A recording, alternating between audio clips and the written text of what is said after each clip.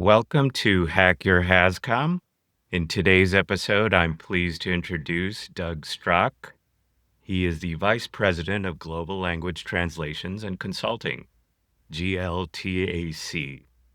He is also a member of ASTM, serving on various F43 subcommittees working on language industry standards.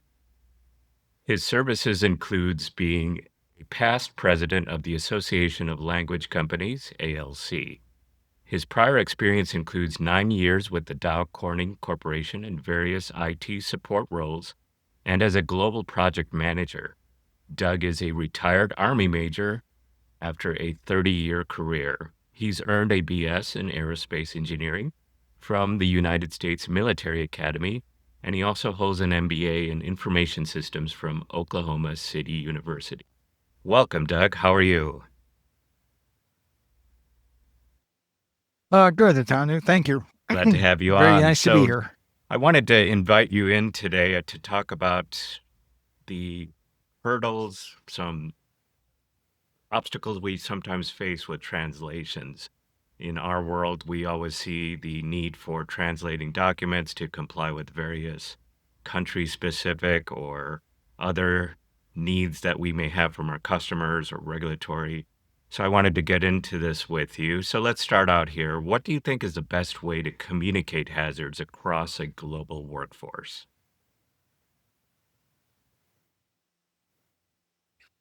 Yes, so that's definitely a challenge, and I think one of the ways is to have a central repository of information that everyone is trained to access either from their computer, their mobile device, or whatever they've got, and then make it friendly to the various groups in their own language so they can pull up a profile or pull up an SDS in their own language and then read it that way. Barring that, it's probably if you have, especially if you have regional specific requirements, then to approach it region by region, and maybe one size does not fit all. Okay. Do you feel there are any main challenges that non-English speakers face, especially with hazard communications? And also, what solutions have you seen work for solutions to those challenges? Well, yes, there are definitely challenges. I was at a meeting of automotive companies, and it turned out there were some chemical companies there as well. And the one gentleman said, "Do you have a way for me to quickly learn Spanish?" He said 25% of his workforce was retiring, and the Hispanic component was increasing. And I said, well, you might approach it from both ends. You could have your English people start learning Spanish, and you could teach Spanish to your workers on lunch hour. He said they don't get an hour for lunch. So, Wow. and I say, I thought about it afterwards. I said the other way to shortcut that is to hire a bilingual manager who's already fluent in both languages with the industry knowledge and could serve as that bridge. And maybe, start looking at that as a capability or a requirement. If you're going to have a mixed language workforce, that you can bring people in with the skill sets to go back and forth. If you can't, obviously you can't learn a language overnight, but you can say it's a requirement to become more proficient and at least show you're working towards that goal.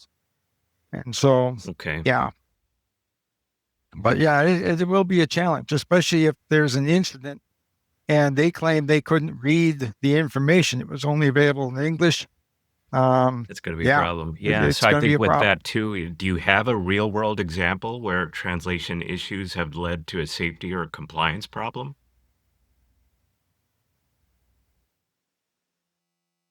I don't have any real world examples per se. But I can say that we had a client that was doing roofing, and their issue was that they were required to issue a warranty on the roofing work that they did. But because they had limited English proficiency workforce, no two crews were installing a roof the same way. And so we're talking about how do you cut out around vents and pipes and different openings in the roof and provide something at the end of the day that's not going to leak. And they realized that their instructions were not up to speed. So they asked us to translate it, but also then to narrate it. And so we went through this. They bring their CEO in, and he's looking at the very first thing that was done. He goes through about 2 minutes and he goes, stop. He says, was there an OSHA advisor on site? The guy's like, yeah, I was there. He said, then why isn't this guy in the harness? Why isn't this guy? And just ripped him from a totally safety The actual, perspective, not even from sure. the video, not even the See, language that's, I aspect. mean, I Yeah, guess that's a good lesson in what to do when you're actually working out job steps and the like, not just the translation, but are you doing things the right way? And that's yeah, crazy stuff. right. So having perhaps a terminal or a video device there, because a lot of times people have their SDSs in a book that's stored in a locker or something, and people have to go get it. Having that information easily retrievable, and again, having a language selector. Boom, I know this is the chemical. I'm working with these 3 chemicals. I'm limited to those SDSs, so they're right there. I'm not searching through 1,000 SDSs. I don't need the ones for building 515. I'm over here. And this is what we deal with. So narrow it down, focus it on what they might be encountering, and focus on And the what their training with hazards that are. too, I would imagine. Uh, Related to that, how would you measure Right. the effectiveness of a translated HASCOM materials in the workplace? What would be a good way to know that the person using it is comprehending it and knows what they're doing? I guess the ultimate indicator would be your lost time injury rate and your reportable accident rate. If those are low, and the fact that you are not seeing major manufacturing disruptions and things like that, your processes are running well, nobody's getting sick or injured as a result of what's happening. I think those are probably your best measures of success that you're doing it right. Now, especially if you're having the same problem over and over again, you can easily Mhm. find a systemic cause for that. If it's a different problem every day and there's really no commonality, you may be looking at the overall process and saying, what are we missing here? Is it a training element? Is it a improper instruction element that's hitting So with everybody? that, I mean, those tend to lead to probably more after the fact, like a lagging indicator. Is there more real time way to measure the effectiveness? Like, could you go right there and then to the employee and do some quick checks to see if they're complying or comprehending? Would you suggest anything like that?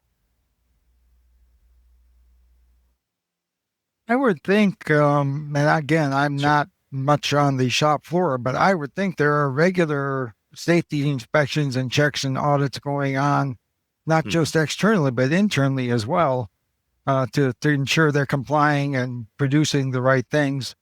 So Okay. yeah, I would say Yeah, yes, and then absolutely. probably going back to it, especially if it's a non-English worker, maybe going to the manager who knows that language proficiently, running through a test. I think the from the OSHA inspector's standpoint, it's the low-hanging fruit that we see all the time is a HASCOM, right, at the top violation.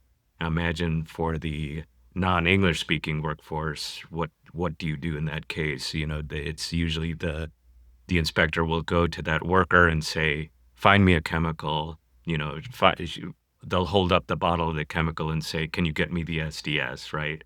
Now you're probably going to say to them in Spanish, have through the supervisor that works, in Spanish, ask this employee, get the worker, and Right. find me the SDS. And if they can do it or not, that's your test, right? Right then and there, and then point out what's wrong. Or yeah, or put them in a scenario. You have spilled this. You have ingested Right, or inhaled right, this. and What do you explain it. do? Yeah. Yeah, and Where do you that's look? Yeah. regardless, it's a Hmm. universal test for HAZCOM compliance, especially now that you're talking low literacy worker, a low English speaking worker. If they can even comprehend the language, that's a great test, I think, right then and there. Right. And are they Right, even using right. the correct Or what is PPE? the PPE that they should be having? And if you're training, cross functionality all at once under the OSHA guidance, it's a good way to do a dry run of your facility, test your workers right then and there. So good point.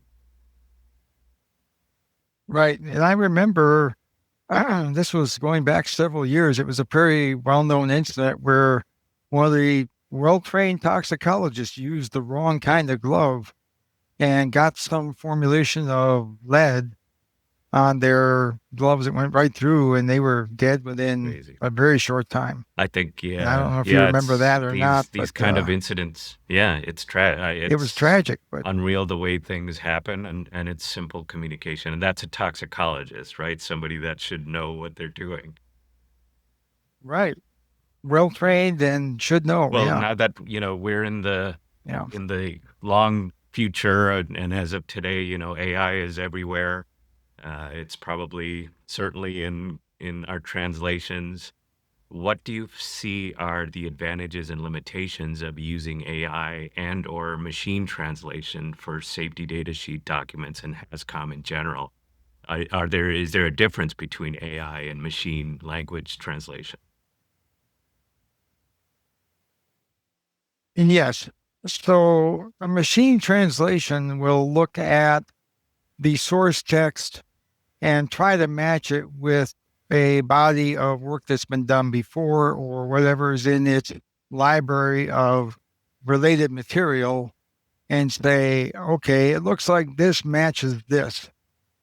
Whereas AI, and depending on which one you're doing, they have been trained on large language models, which can include hundreds of billions of pairs of source and target text in a variety of languages. Now, this is one of the issues with it is that the availability of those big pools of text are only in certain languages. So the further out from the mainstream languages you get, the smaller that training base becomes. And what they're finding is that the results do not correlate with the size of the large language model. In fact, the bigger the model, sometimes the worse the result, and they start drifting away from what would be best.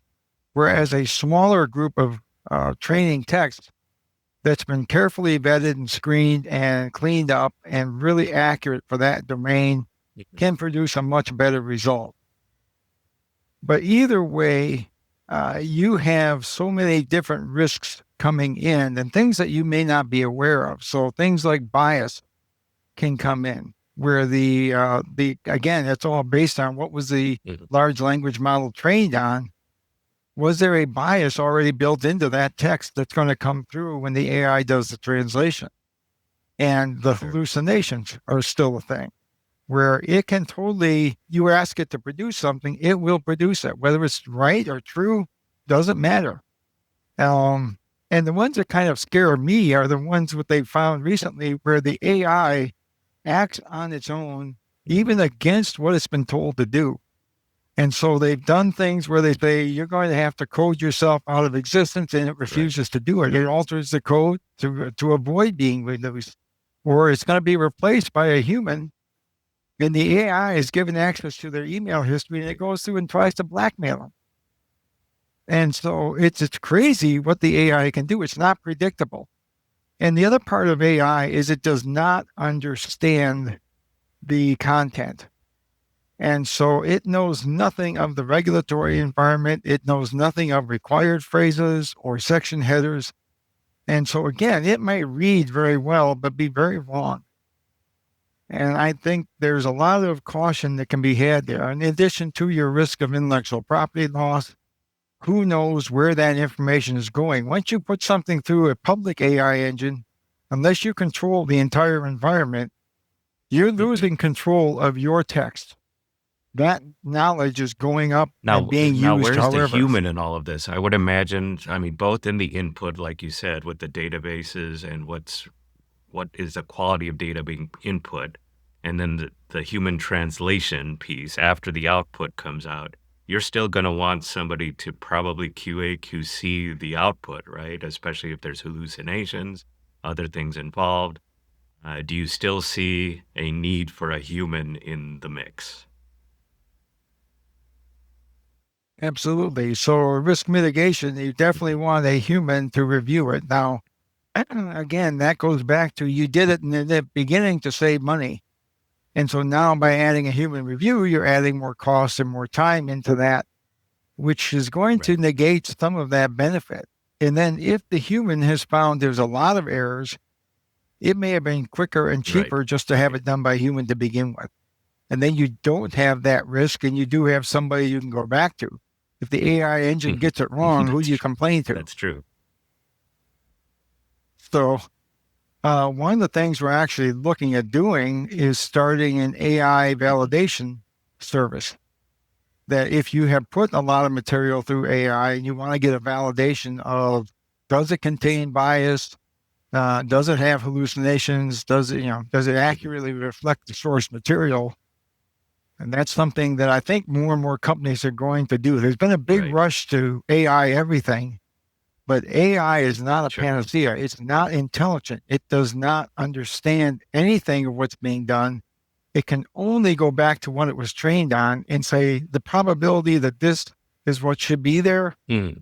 looks So like this going is it. back to that with the humans that are involved in this case of kind of certifying the output, do you have in that case native speakers, people who are technically experienced in that language to do this? What would an ideal QA QC look like on the output of the AI translation? Yes. And it's very similar to human Okay. post editing and machine translation. So a PEMT process is the same kind of a thing. However, if you have someone doing a translation from scratch, you have a source document and a translation document. Anytime you have that kind of a review process, you have a source, the AI generated output, and now you have a third document that you have to compile that's got the corrected version in it. And so now they're going back and forth between three different documents. And when we used to do post edited machine translation, once in a while, our linguist would say, the machine came up with a better term than I would have.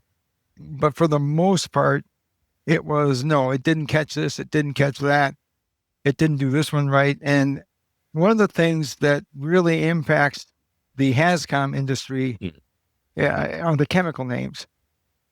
And the chemical names pose Mhm. a huge problem for AI. You get new compounds every day, new formulations. They cannot keep up with all that. And so when you include, is it matching the cast number? Are they using synonyms? Does the AI know all about every synonym for Mhm. every chemical name? No. And specifically where they have official chemical name lists for different countries, has all that been Right, in the right. training material? So I don't think so. bottom line is you still need the human in the mix. I'm hoping that doesn't go away. You're going to need the human's eye to evaluate. And again, I think from what we know at this stage, the AI is kind of a Yes. black box. If you try to go in and see what the black box is doing, you may not know yourself. And, having, right, is, go ahead. No. And right. And others are taking somewhat the right approach to doing AI, where they have their own self Mhm. contained AI engine. They have provided the training material that's going to train the engine. They're the ones developing it all in house. It's totally contained, it's not going outside, Right. but there's a cost to that part. And that's not cheap to have all that expertise and build up that body of material, vet that material, make sure it goes through, make sure your outputs are correct because you're still validating that until you have faith in it.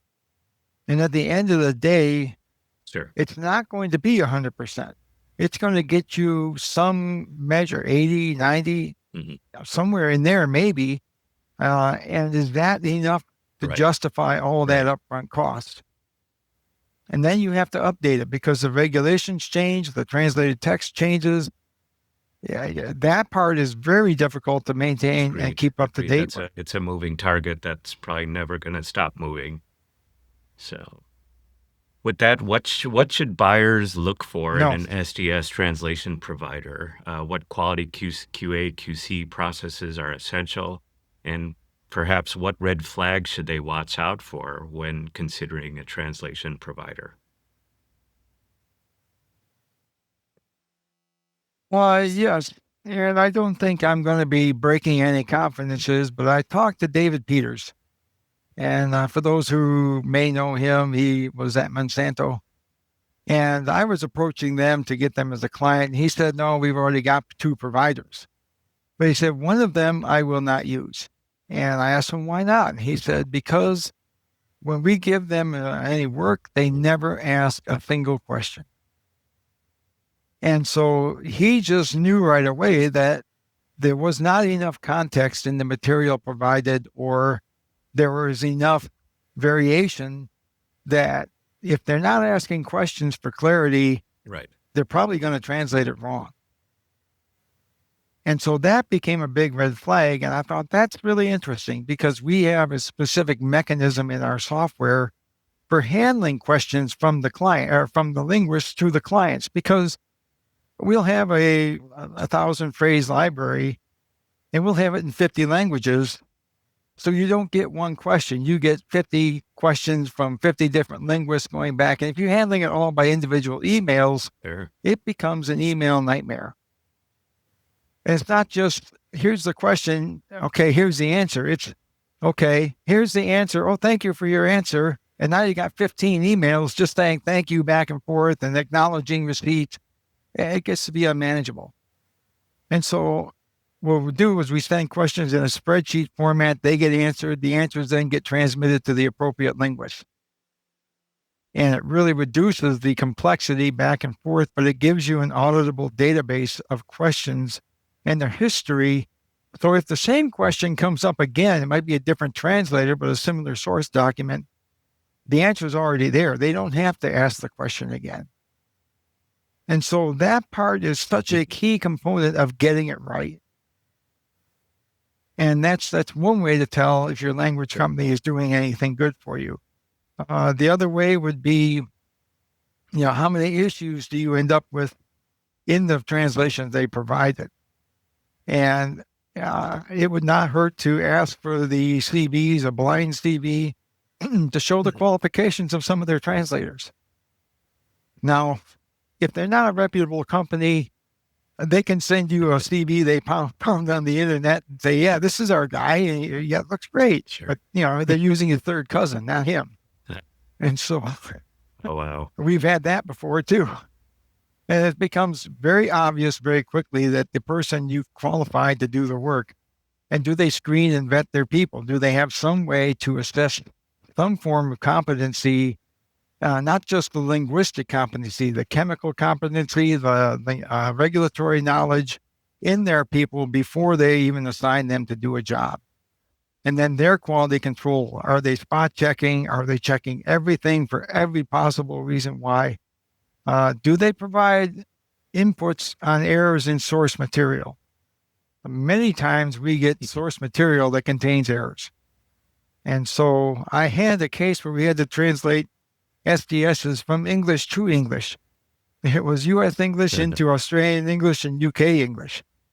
And one of them, they were all paint related, but one of them was from a supplier, and the SDS had the word paint misspelled twice, Diant. And I thought, really? Nobody's ever looked at Before this? you even got the document, right? Yes. Before you could talk about anything else, it was like, really? You're a paint producer and you should misspelled the word paint. But, and again, if that kind of thing were fed into the training material and not caught, the AI would think paint was spelled and maybe P-I-A-N-T. it's in a different version or a dialect of English, right? And it's a different version of English, right? But that's just one of a million ways that the AI could be tricked up. And so it goes from the start to the end. Do they look at the material ahead of time? We look at everything we get first to see, are there mistakes in the source document? Are there truncated phrases? Is everything there correct as it should be? Because it does no good. If you're looking to take something into 15 or 20 languages, it does no good to catch the mistake after all that's been done. The mistake needs to be caught in the English right up front, so we're not multiplying that and Like a carrying it through snowball a bunch of effect or different getting languages. worse and worse. Okay. Okay. Very Well, much. those are good things. And Yes. would you recommend maybe when vetting a company, sending out a source document and saying, run this, and see what comes up? It's a good way to test the process. Absolutely. And especially pick a language where you have someone Sure. in-house that can validate the result and say, all right, here is something. Anyone bidding on this has to complete this sample Right. Right. and Good see way what to they vet give you and back. judge, especially if it's a super large project or intensive or whatever the case may be, complex. Good way to vet. And it's very similar to what we do. And I would say you could do the same thing with that kind of a sample, is that you could test for more than just the translation accuracy. When we Mhm. validate our linguist, the sample we send Mhm. contains a CAS number and the chemical name, but the chemical name does not match the CAS number. So, do they follow the CAS number? Do they ask a question? Do they just blindly translate the chemical name? Mhm. What do they do? One of the phrases is truncated. Do they research it and find what the phrase should Sure. have been? Do they ask a Right. question? Again, we want them to ask questions. We don't want them to Right. just blindly do something. And you could do the same thing with your sample that you're sending to your vendors. Put some things in there that will see what are they going to do when they hit this That's a particular great thing. suggestion. Yeah, no, that's a great Test suggestion for behavior. vetting. That's nobody really Yeah, thinks of that from the vetting standpoint. So good recommendation there. right. And that would be a big differentiator in Right, who right. actually comes back and does Your something for you. competitors, I would imagine, and anyone in your space. And the other one would be to ask them to provide the regulatory Okay, reference okay. for what they've done. And that's what we ask our linguists to do. If you're doing something and you have a Hmm. term, what's the To reference for that? basically, So now you're testing regulatory knowledge in addition to linguistics and their ability to ask questions and very, that's understand great. That's chemistry. that's what you want, especially in these complex HASCOM type documents, and where the compliance is on the line here. Okay. Right. And it could be that there's multiple references for the same source. And you could say, okay, we reference this. You say, okay, but we prefer you reference this. Well, that's fine. We can switch to a different reference. Ours is not wrong, but you prefer this one. And in many cases, it would not be an error. It's a matter of preference. We said happy, you wanted glad. Okay, fine. We can change it. That's a great point. Are there international standards for SDS translations, like certification standards that are out there?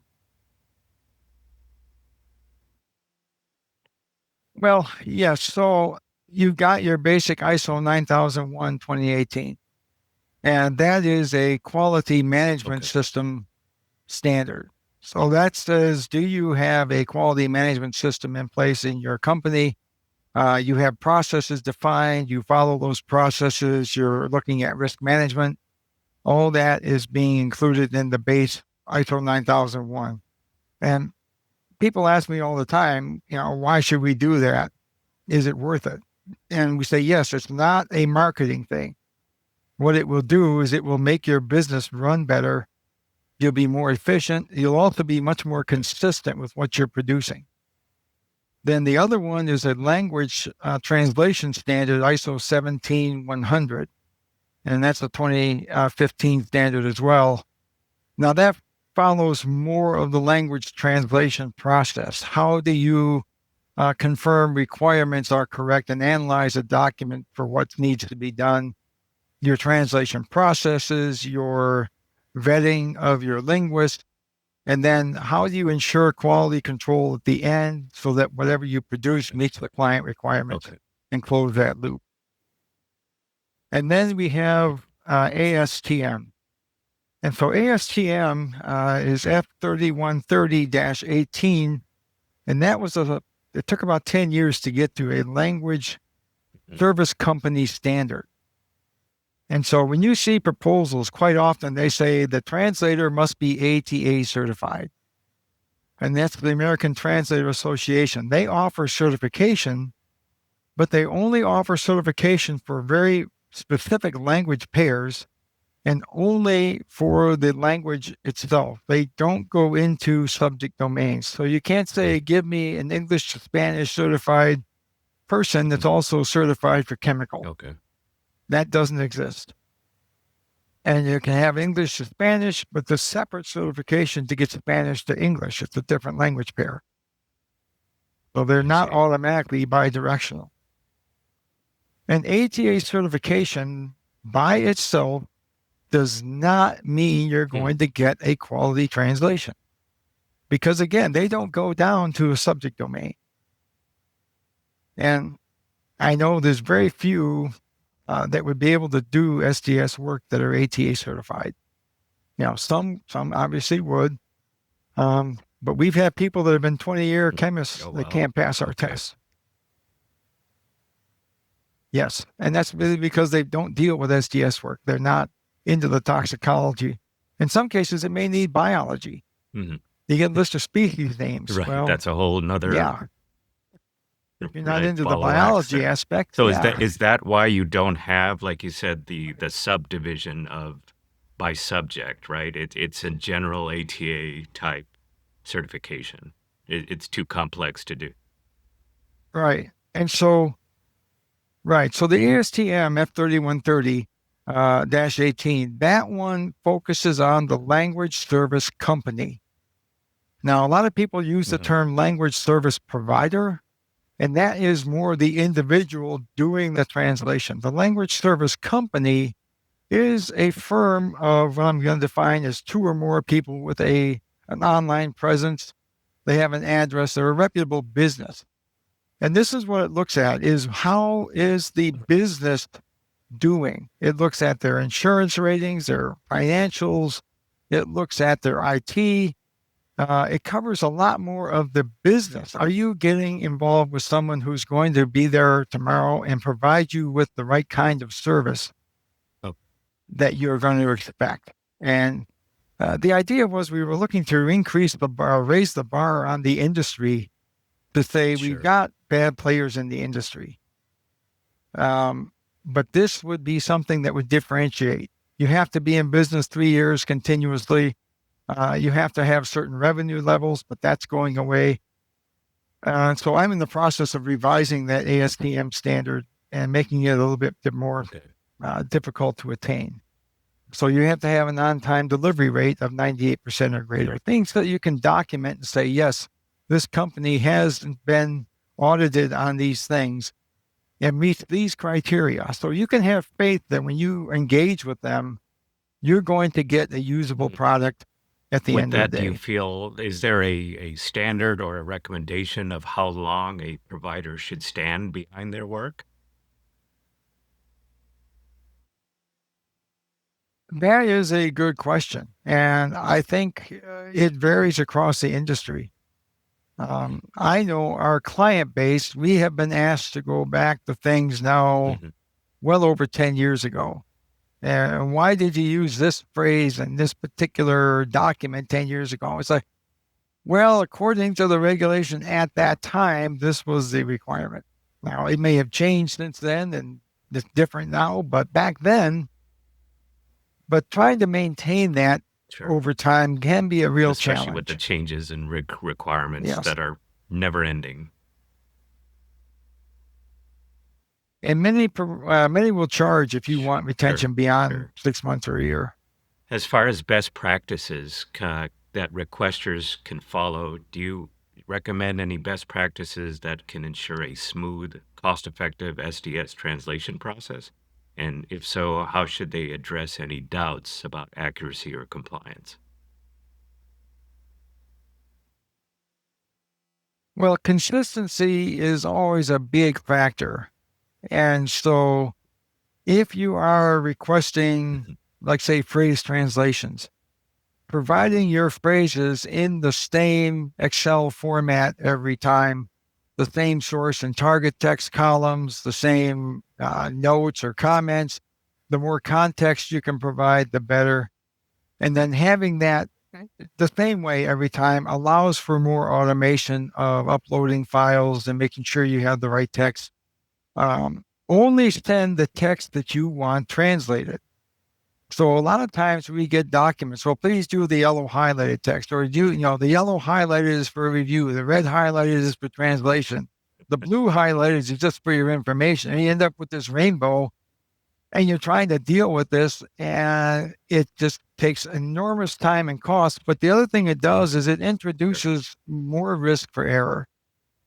And so if it doesn't have to be translated, or it goes through a different process, one's for translation, one's for review, Mhm. separate those into two separate things, because you're trying to communicate with the linguist and they're getting translate and Right. review, do what to what. It's got to be very clear to them what their task is for what set of text and what their rates Right. are going to be, the whole 9 yards. The other one would be if you have access to original documents. And if you have Word or Excel or PowerPoint documents, however you've got them, Adobe InDesign files, then the original document. If you send us a PDF, it's something we have to go back to and convert back into text as a language service Sure. company. And this is true no matter who you use. And what it does is, again, it just adds cost and delay, but it also introduces chance for error, because not everything converts well over to text, especially if you're providing an old copy or something that's been stamped or overwritten, has a watermark on it that shows through. It totally interferes with the optical character recognition that brings that back into Okay. text. Yeah. And we've done some really horrible documents that way where, they get the coffee mug on them and the page is Oh, folded over. You well, get the wrap page. There was just a copy, and you say, can you give us something better? No, best copy available. You almost end up retyping it sure. because your human eye can N- read that, but the Definitely not. machine And then cannot. I would imagine, especially in that case, you'd have to follow up and say, did we get this correct typing in before we continue on with the translation? Because if you have a folded over page, yeah, You could, especially if it's something that was illegible and it could have been sure. something either way. Okay. Okay. Yeah, Yeah. I absolutely. mean, eh, again, having a human in the mix makes a big difference. You can, you still need that human touch to Yes. talk to your client and your customer and figure out what is it that they need before it gets like the snowball effect, making it worse. Well, this is very good timing. Our lawn service is here. All You'll right. hear the mower Well, we'll going make the by. best of it. I think we're good with the sound here. We're good. Yeah, we're good. Okay. What do you feel are some good strategies that work best for managing a large scale SDS translation project, especially when regulations like the GHS are changing? Yes. So, and this is very much depending on the industry you're in. But if you're doing any kind of chemical production where you have groups of products or families of products that fit together, and maybe only one or two properties change among that group of products, and something like printer inks where the color changes, but maybe one other chemical. But for the most part, 90% of that SDS is the same from paint, ink to ink.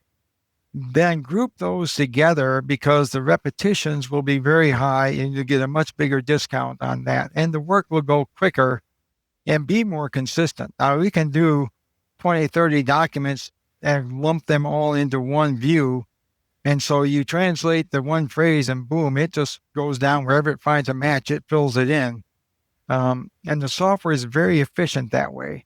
So if you have coatings, you have resins, polymers, whatever, where you've got families of that, viscosity changes perhaps, or again, some property changes, but it doesn't impact overall the SDS. And you can do a bunch of them like that. Grouping those up certainly saves you time and effort. And then prioritizing it and breaking them down into smaller chunks that said, this is the batch we need first. If you say, here's 1,000 documents, they've all got to be done by this date. And we just start going through the order you gave them to us. You say, well, no, wait a minute. Actually, the ones at the bottom of the list were the ones we needed first. It'd be good to know that up Asking the front. right questions, getting the right proposal together probably makes a lot of less work for both parties involved. Good to know. What about regulatory changes? Yes. I think that's probably more on the requester's end, right? Being sure that their source document is correct to begin with. Absolutely. And that's the regulatory changes, the formatting. And again, don't expect your language service company to provide you with advice on compliance. Did you get the right format for that country? Sure. If they can, that's a bonus. That's great. Most of them do not take that responsibility on because their insurance doesn't cover it, and they're not typically they're not staffed to do that. Now, what they should be able to do is tell you that the language coming from the regulations. In other words, if they have specific regulatory phrases they have to match in a certain language, that's well within their domain to say, yes, this is our reference, and this is what we're using. Now, it could be the ADR from 2015 or 17, and it may have been updated, it may not, but if they're not aware of it, they'll use the most recent one they can find. But again, those are hard. You can't just say to AI, hey, tell me where all the updated ADRs are. He has no idea. And you as a translation provider, that's out of scope for what you guys are supposed to be doing, which is translation. Well, right. And so we do our best to find that. And we either ask the client to provide the regulatory reference, or in many cases, we go back to our linguist in country because they're working in the field as well. They say, hey, what's the latest reference for this? Are you aware of a new one, even a draft one that's out? And quite often they'll provide a better listing than what we have. Or would that be something you would have talked ahead of time with your client that this could happen? And well, we have a disclaimer that says we will use the latest version of the regulation unless you ask for something different. And so if you have a site somewhere else around the world and their current iteration is GHS 3 and we're doing GHS 7, that could be a problem. So if they say, no, for these, we want GHS 3 or whatever, we may have to back a level. That necessarily is not your position to say. You may say, we'll do it as is, according to your requirement specification. No. Okay. Right. And the same thing with finding errors. Our people are very good at finding errors, and it's not just linguistic errors.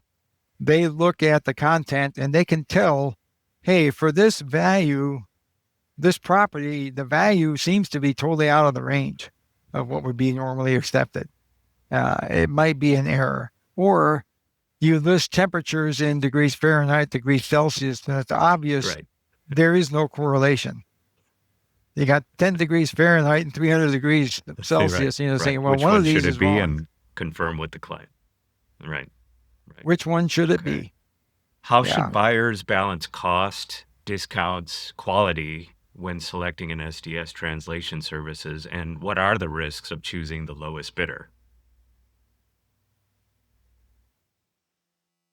Well, yes. So the language industry as a whole is very price competitive. And it's almost a self-defeating race to the bottom.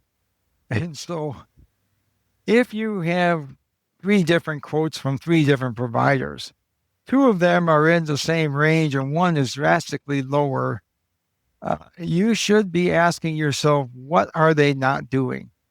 What part of this process is not being addressed properly in this case? Are they using unqualified translators? Because the kind of people we engage with to do the translation work are professionals in the chemical industry. They know the terminology, they know the material, and they come at a higher rate. So right off the bat, that drives your rates up. Now, obviously, I can find people that can do any language for a lot less. And that'd be great, except they have no idea what Right. they're doing in the chemical environment. And so, yeah. And then the other part of that is what kind of quality control are they doing? Are they ISO certified or some other certification? That brings its own cost into the organization. Do they have standardized processes? Do they continually produce the same work? Are you dealing with, do they ask questions? Are you dealing with the same staff quite often? Is there a lot of staff turnover? And do they stand behind their work? If something is wrong, what do they do? Do they immediately refund you and say, we're sorry, we'll do better on the next one? The next one's worse. I mean, it's one of those things where you can kind of get a feel for your provider.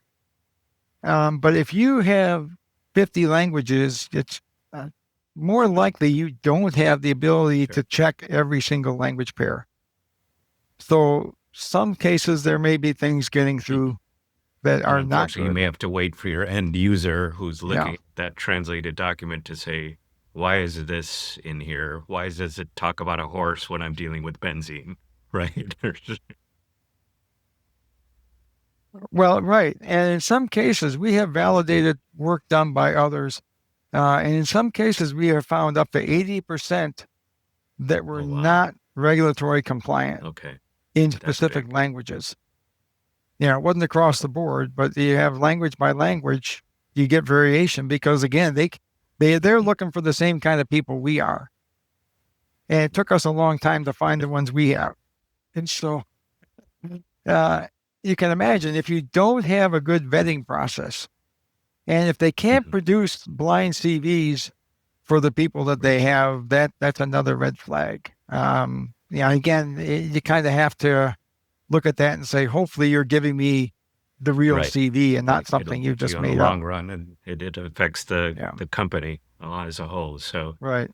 with that, do you have any recommendations Yeah. on what it would mean for a company to effectively integrate SDS translation with perhaps other document needs, particularly if they're using an authoring software platform?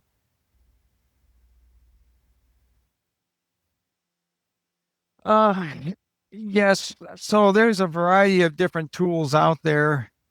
And I think depending on the tool you have, um, it's totally a game of, which one's easiest to use, which one has the most features, which one produces the best result.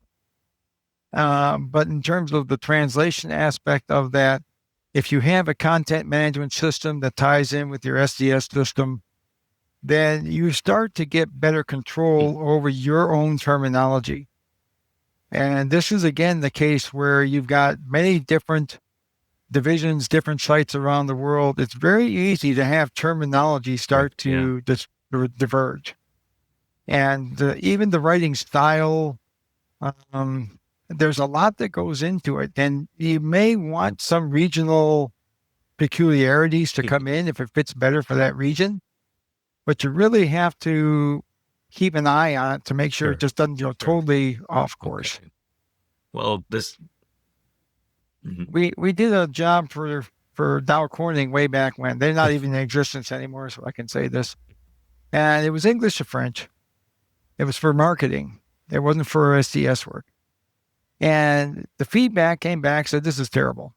And we said, okay. We did it. We took it. We back translated it back into English. He said, this is almost identical to the English you provided. And they said, oh, well, they went back to their distributor in France who had completely rewritten the English and didn't like what they had put out from the corporate. So it wasn't that the translation was bad. It's just that they had a huge disconnect with their distributor. Basically. Well, he rewrote their entire source document to be something different. Yeah. So I said, you have a communication issue with your distributor, not our translations. Well, We there you go. translated There what you you go. gave us very well. With that, do you have any parting words for us Yeah. as a provider in this space? Yes, I would say that the industry as a whole and the language industry is very much enamored with AI. To the point where I've heard of some companies in Europe that are getting rid of all their Oh, wow. linguists and going with AI engineers. And I think it may be premature to do that. I think AI is not where it needs to be. And we are spinning up an AI validation service that will say if you've had work done by AI and you have doubts about it, where can you go to get that checked or even validated that says we're getting what we're paying for, or we're actually saving money, and we're not introducing risk of lawsuit, risk of reputation loss, because the AI is putting stuff in there that we didn't know and don't want, or completely changing what we've had. And, for us, the most serious error is that we've changed a positive to a negative or a negative to a positive. The phrase says, do not induce vomiting, and we say induce vomiting. That's a big problem. And so does AI make Who that knows, distinction? right? Yeah. Yeah. Who knows? Or is it Judgment making call, its right? own? I think I'm better suited to Yeah. know what to say. And Well, so, yeah, that's a great note to end on. I want to thank you again, Doug. This is a great conversation on the pitfalls and what to look out for in the translation world. For more information about Doug, please visit Hack Your Hascom. Review the notes. The biography for Doug is there. He'd be happy to talk to you about your needs and answer any questions you have. Again, thank you, Doug. Have a great one. You too. thank you, Atana. All Great right, talking stop to it. you.